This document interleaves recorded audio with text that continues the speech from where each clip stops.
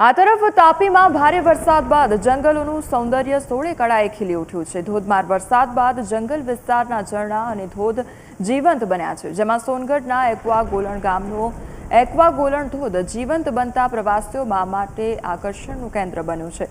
એક્વાગોલણ ધોધ જીવંત બનતા પ્રવાસીઓ દૂર દૂરથી આવી રહ્યા છે અને આ કુદરતી સૌંદર્યની મજા માણી રહ્યા છે, જેને લઈ ગ્રામ્ય વિસ્તારના લોકોને રોજગારી પણ પ્રાપ્ત થઈ રહી છે। અમારા ગામમાં જૂન જુલાઈથી 3 ધોધો સક્રિય થાય છે। જો અમારા ધોધની હાઈટ છે 200 ફૂટથી ઉપરથી પાણી પડે છે।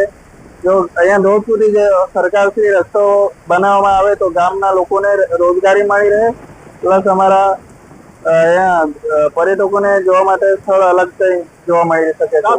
ચોમાસાની શરૂઆત થતા તાપી જિલ્લાના જે ગાઢ જંગલ વચ્ચે આવેલા ધોધ અને જે ઝરણા છે જે સક્રિય થયા છે।